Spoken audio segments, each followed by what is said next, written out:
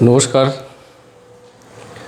আজকে আমরা একটা বিষয় নিয়ে উপস্থিত হয়েছি। সে বিষয়টি হচ্ছে ক্রস সেকশনাল রিসার্চ। এই ক্রস সেকশনাল রিসার্চ কি সেটা সম্পর্কে আজকে আমরা আলোচনা করব। আলোচনার শুরুতে আমাদেরকে বলে নিতে হবে যে রিসার্চের মানে একটি বিশেষ বিষয়, সেটা হচ্ছে কি যে রিসার্চ এর কোনো নির্দিষ্ট মেথোডোলজি নেই।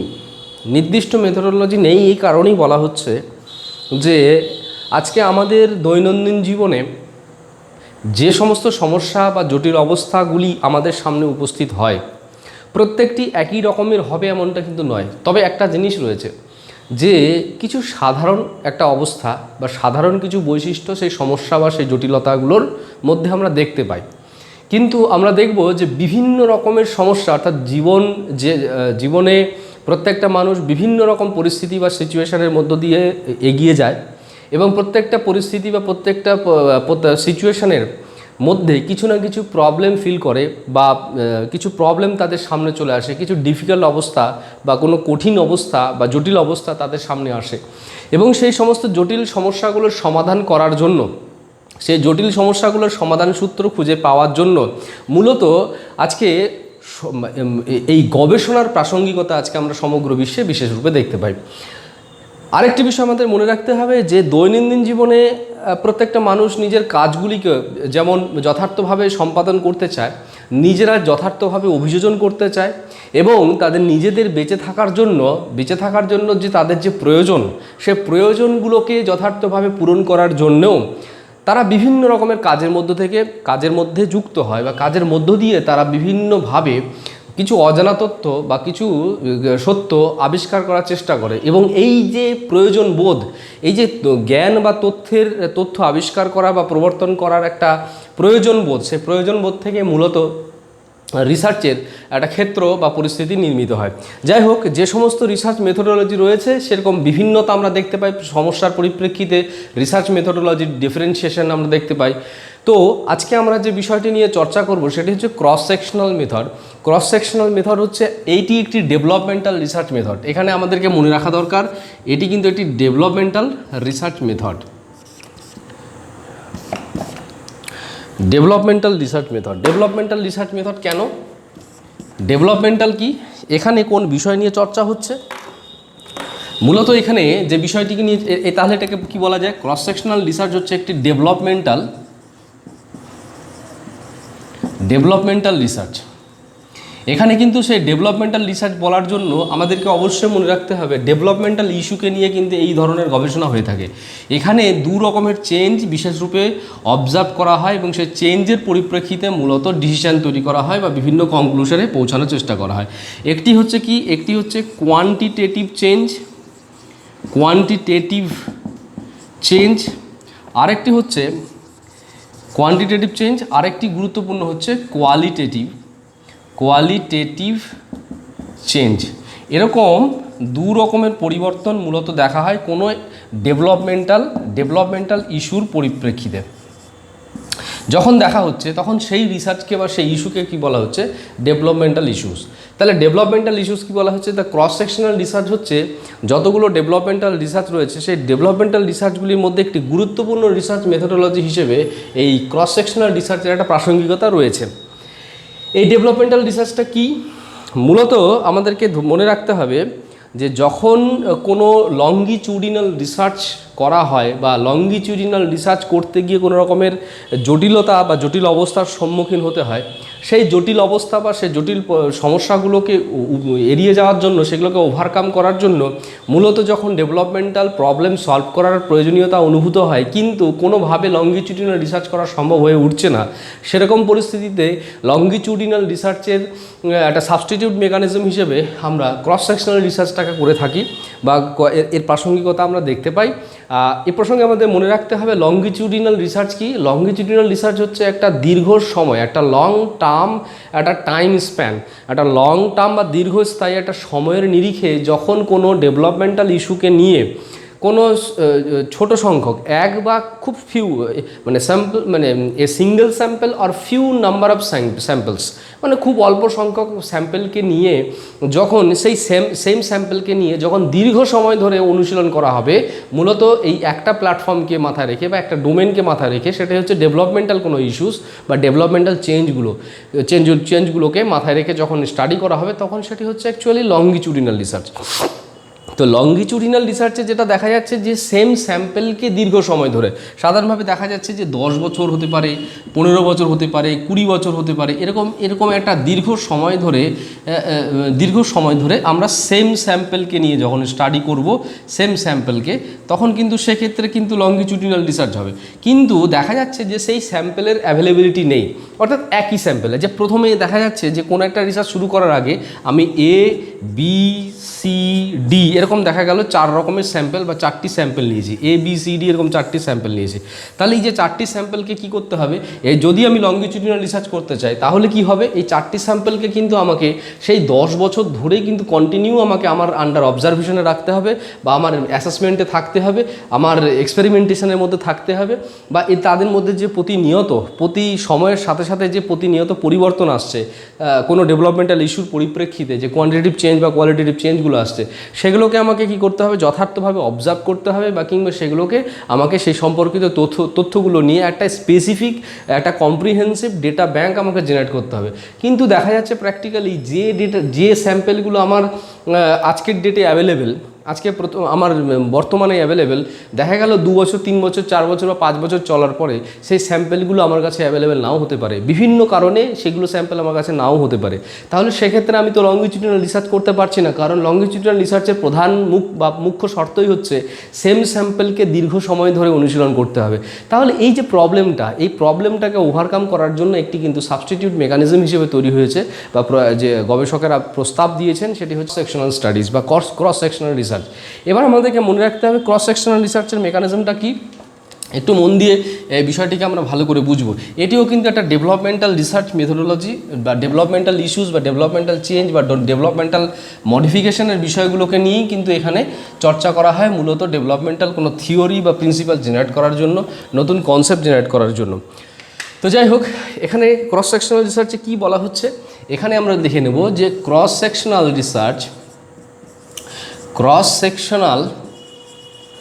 রিসার্চ, আচ্ছা এটা আমরা আলোচনা করার পূর্বে আমরা এমনি সিম্পলি বুঝে নেব বিষয়টা কি। ধরা যাক আমি একটা ডেভেলপমেন্টাল ইস্যু নিয়ে 20 ইয়ার্স, আমি 20 বছর আমি কভার করতে চাই। 20 বছর ধরে আমি একটা ডেভেলপমেন্টাল ইস্যুর বা ডেভেলপমেন্টাল প্রবলেমকে নিয়ে আমি তার চেঞ্জ বা মডিফিকেশনটাকে আমি লোকেট করতে চাই বা হাইলাইট করতে চাই। তো আমার কাছে সেম স্যাম্পল, ক্রাইসিসটা কি, ক্রাইসিস হচ্ছে সেম স্যাম্পল 20 ইয়ার্স পর্যন্ত কন্ডাক্ট করা, মানে ধরে রাখা বা তার ভিত্তিতে স্টাডি করাটা সম্ভব হচ্ছে না। আমি কি করতে পারি, আমি 4 বছর ইন্টারভ্যালে বা 5 বছর ইন্টারভ্যালে আমি এরকম কতগুলো সেকশন বা কতগুলো গ্রুপে ভাগ করলাম, অর্থাৎ সেম স্যাম্পল নিলাম না। আমি কি নিলাম, এরকম দেখা যাক এ বি সি ডি এরকম 4টে স্যাম্পল নিলাম। হ্যাঁ, এটা কোন এজ গ্রুপের, ধরা গেল আমি এদেরকে 5 বছরের এজ গ্রুপের আমি এরকম 5 জনকে নিলাম। একই রকমভাবে এদেরকে আমি যখন কি করব, এর সাথে প্লাস আমি 4 ইয়ার্স আমি স্টাডি করব, তাহলে 4 ইয়ার্স স্টাডি করব, মানে তাহলে আমি যখন এটা পৌঁছাবো 4 বছর কমপ্লিট করব, তখন আমি এটা গিয়ে পৌঁছাবো 9, মানে এদের রিসার্চ যখন আমি শেষ করব তখন এদের বয়স হবে 9 বছর। তো আমি কি করলাম, আজকের ডেটে দেখা গেল আজকের ডেট হচ্ছে 20 এপ্রিল 20 মে 2021, আজকের ডেট দেখা গেল এটা।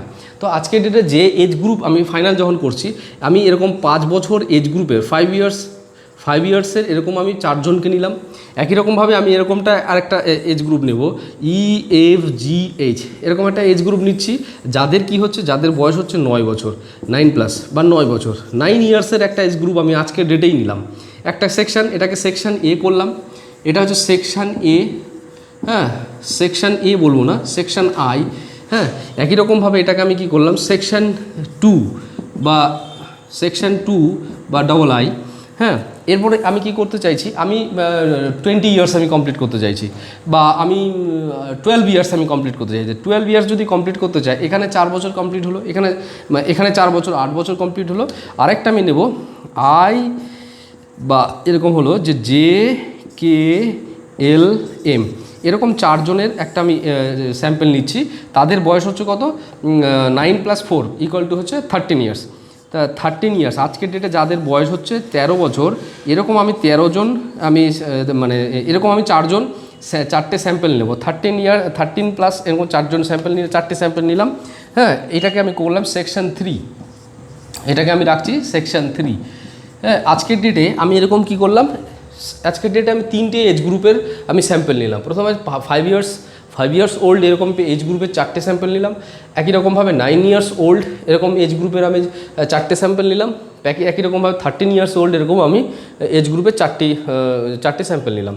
তো এবার হচ্ছে আমি কত কভার করছি, এদেরকে আমি 4 বছর ধরে স্টাডি করব। যে কাজটা আমি 12 বছর ধরে করতাম, হয়তো সেম যদি লংগিটিউডিনাল রিসার্চ করতে হতো, এই চারজনকে নিয়েই কিন্তু আমাকে 12 বছর ধরে স্টাডি করতে হতো। কিন্তু আমি কি করতে চাইছি, আমি 12 বছরের যে স্টাডি যে স্প্যানটা, এই 12 ইয়ার্সের যে স্প্যানটা, এই স্প্যানটাকে আমি কাভার করতে চাইছি। তাহলে এই 12 ইয়ার্সের স্প্যানটা কীভাবে কাভার হচ্ছে, আমি 5 বছরে নিলাম, এদের যখন 9 বছর বয়স হচ্ছে তখন আমার স্টাডিটা শেষ হচ্ছে। কীভাবে, তাহলে কতটা 5 থেকে 9 বছর কাভার হলো, ঠিক আমাদের 9 থেকে 13 বছর কাভার হলো, এবং 13 থেকে 17 বছর কাভার হলো। 13, 14 মানে 14, 15, 16, 17, এই 17 বছর। তাহলে টোটাল কিন্তু আমি 12 বছর কমপ্লিট করলাম, কিন্তু একটা এজ গ্রুপকে না নিয়ে, একটা এজ গ্রুপের সেম স্যাম্পেলকে না নিয়ে আমি কি করলাম, স্যাম্পেল ডেভিয়েশন মানে স্যাম্পেল গ্রুপ ডিফারেন্স করে দিলাম, বিভিন্ন এজ গ্রুপের নিলাম। তবে আমাদেরকে মনে রাখতে হবে, এই যখন সেকশনসগুলোকে ক্লাসিফাই করা হবে বা সেকশনসগুলোকে সেট করা হবে, তখন কিন্তু কি করতে হবে, সেখানে চেষ্টা করা হবে বা চেষ্টা করতে হবে যে সেখানে যতটা পারা যাবে হোমোজিনিয়াস, এজের দিক থেকে তো হোমোজিনিয়াস হবে না, বাদ বাকি অন্যান্য যে ফিচার্স থাকবে, সাইকোলজিক্যাল ফিচার্স বা সোশিও ইকোনমিক্যাল কন্ডিশনস বা এই ধরনের যে সমস্ত ফিচার্সগুলো থাকবে, চেষ্টা করা হবে যে এজ বাদ দিয়ে, এজ ছাড়া সময়টাকে বাদ দিয়ে অন্যান্য যে সমস্ত বিষয় রয়েছে তার ভিত্তিতে যেন একটা হোমোজিনিটি মেনটেন হয়, একটা হোমোজিনিয়াস গ্রুপ যেন নেওয়া হয়। একই রকমের 3টে গ্রুপ নেব, হোমোজিনিয়াস গ্রুপ, অর্থাৎ ফিচারের দিক থেকে, তাদের নেচারের দিক থেকে বা নেচার বা তাদের যে পার্সোনালিটি প্যাটার্ন রয়েছে, বা তারা যে সোসাইটিতে বিলং করছে, তাদের সোশিও ইকোনমিক স্ট্যাটাস হতে পারে, তাদের এডুকেশনাল স্ট্যাটাস হতে পারে, তাদের প্যারেন্টাল ইনফ্লুয়েন্স হতে পারে, প্যারেন্টাল ফ্যামিলি স্ট্যাটাস হতে পারে, এরকম অনেকগুলো প্যারাডাইম থাকতে পারে যেগুলোকে আমি কি করব, আমি সেই সমস্ত ফিচার্সগুলোর পরিপ্রেক্ষিতে আমি যে গ্রুপটাকে সেট করব, সেই সমস্ত গ্রুপগুলো যেন হোমোজিনিয়াস হয়, অর্থাৎ সেখানে যে হোমোজিনিটিটা যেন যতটা পারা যায় বেশি করে আমি মেনটেন করতে পারি। এইভাবে যখন আমি কি করলাম, ডেভেলপমেন্টাল ইস্যুটাকে স্টাডি করছি, প্রবলেমটাকে স্টাডি করছি, এখানে প্রথম ক্ষেত্রে 4 বছরের স্টাডি করলাম, 4 বছর কভার করছি, দ্বিতীয় সেকশনের ক্ষেত্রে 4 বছর কভার করছি, তৃতীয় সেকশনের ক্ষেত্রে 12 বছর কভার করছি। তো এখানে কি দেখা যাবে, এখানে স্যাম্পল ডিফারেন্সিয়েশন দেখতে পাচ্ছি, কিন্তু একই ডেভেলপমেন্টাল ইস্যুকে নিয়ে কিন্তু 12 বছর ধরে এই স্টাডিটা করা হচ্ছে। ফলে একটা ডেভেলপমেন্টাল চেঞ্জ যেগুলো কোয়ান্টিটেটিভ এবং কোয়ালিটেটিভ চেঞ্জ, সেগুলোকে কিন্তু আমি হাইলাইট করতে পারবো বা লোকেট করতে পারবো, তার ভিত্তিতে আমি একটা সিদ্ধান্তে পৌঁছাতে পারবো। এইভাবে যখন কোনো একটা লংগিটিউডিনাল রিসার্চের প্রবলেমকে ওভারকাম করতে গিয়ে একটা ডেভেলপমেন্টাল ইস্যুকে একটা লং টার্ম স্টাডি করা হবে, ডেভেলপমেন্টাল ইস্যুকে নিয়ে, মূলত ডেভেলপমেন্টাল ইস্যুগুলোকে যদি স্টাডি করতে হয়, সেটা একটা দীর্ঘস্থায়ী স্টাডি না করলে সে ডেভেলপমেন্টাল চেঞ্জগুলো সেগুলোকে কিন্তু হাইলাইট করা যায় না বা লোকেট করা যায় না। সেজন্য দীর্ঘ সময় ধরে যদি স্টাডি করতেই হয়, তাহলে সেক্ষেত্রে কিন্তু এই ক্রস সেকশন, অর্থাৎ এই প্রত্যেকটা সেকশনের মধ্যে ক্রস অ্যানালাইসিসের মাধ্যমে এই ডেভেলপমেন্টাল ইস্যুগুলোর মধ্যে যে ক্রস অ্যানালাইসিস, অর্থাৎ এখানে যে ডেভেলপমেন্টাল ইস্যুসগুলো আসছে সেগুলোকে অ্যাসেস করা হলো, প্রতি 1 বছর অন্তর অন্তর হতে পারে, 6 মাস অন্তর অন্তর হতে পারে, যে সেই বা 3 মাস অন্তর অন্তর হতে পারে, যে কী ধরনের চেঞ্জ আসছে তার ভিত্তিতে একটা ডেটা সেট তৈরি হলো। এখানে একটা সেকশন 2 এর ক্ষেত্রে ডেটা সেট তৈরি হলো, 3 নম্বর সেকশনের ক্ষেত্রে একটা ডেটা সেট তৈরি হলো, এরকমভাবে 3টে ডেটা সেট তৈরি হলো। লংগিটিউডিনাল রিসার্চের ক্ষেত্রে যেটা হতো সেটা হচ্ছে কি, একটাই ডেটা সেট তৈরি হতো, একটা স্যাম্পেলের ভিত্তিতেই হতো, বা সেই একটা নির্দিষ্ট সেম স্যাম্পেল গ্রুপের উপরে ডেটা সেটটা তৈরি হতো।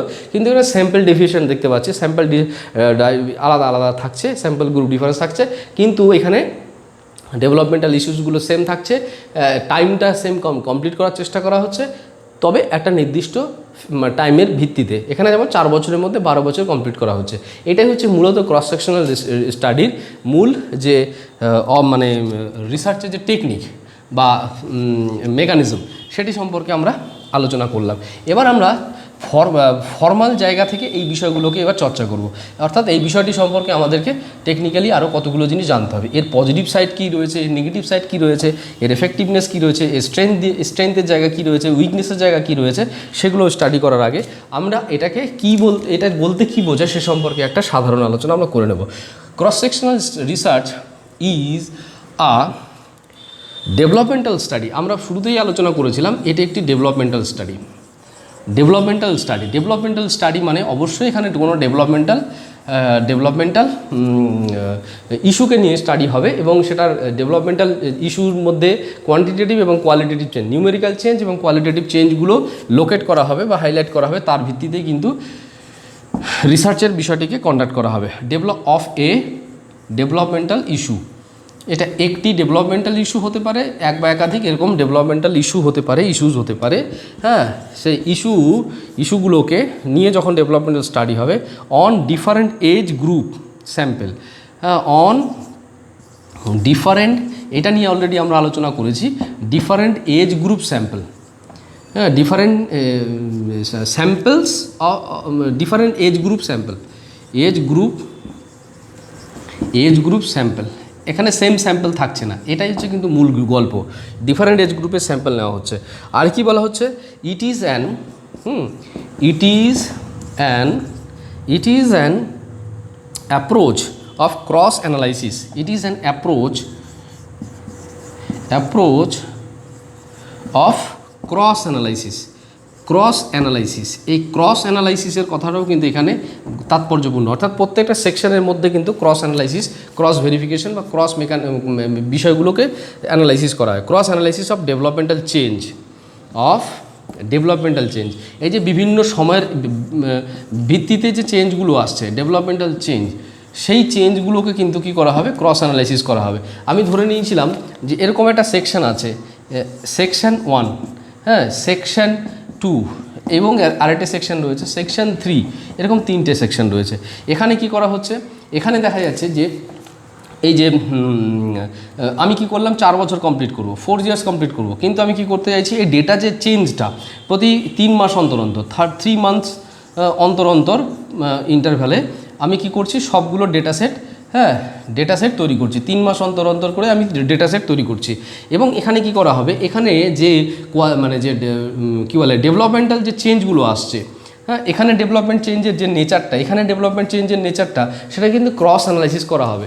এবং এর পরিপ্রেক্ষিতে কি করা হবে যে এই লেভেলে, এই সেকশনে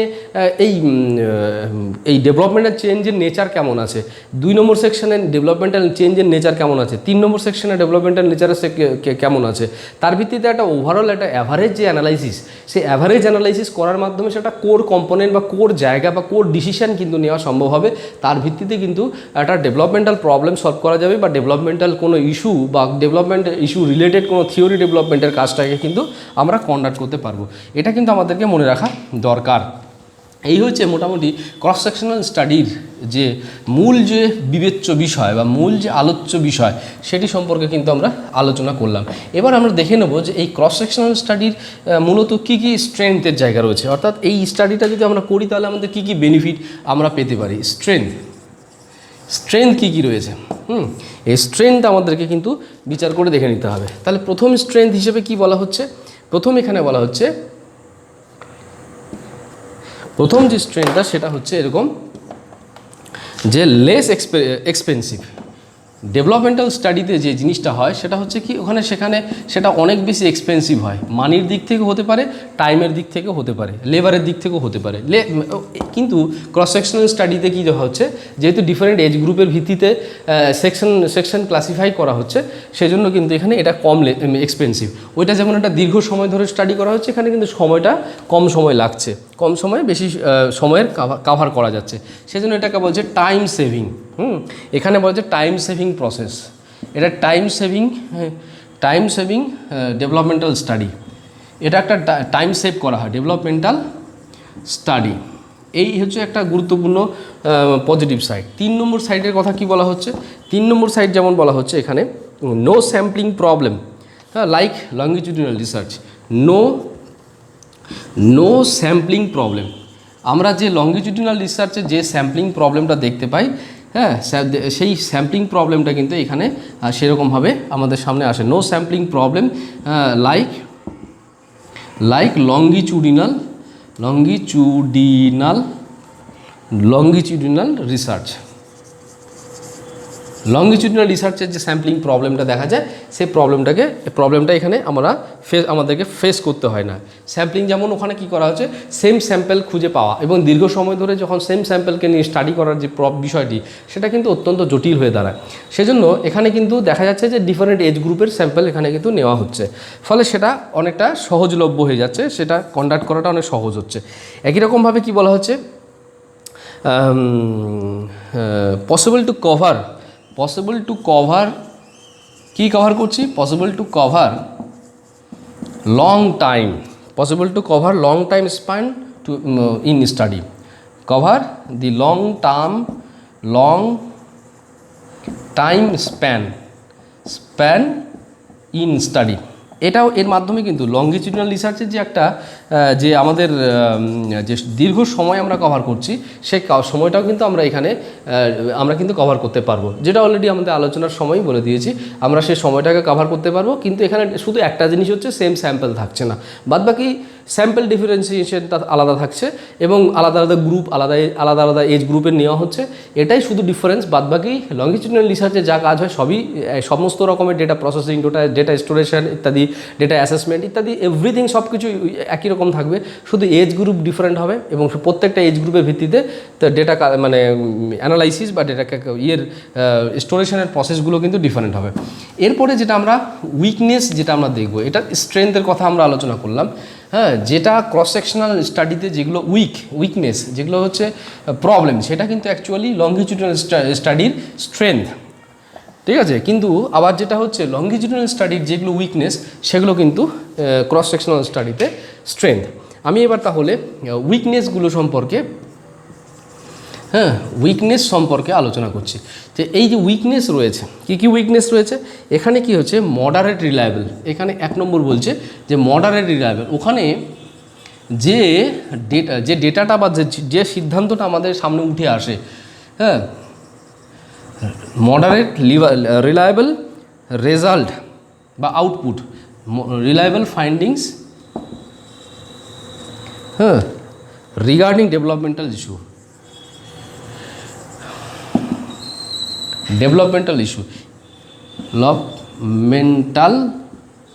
ইস্যু issues than longitudinal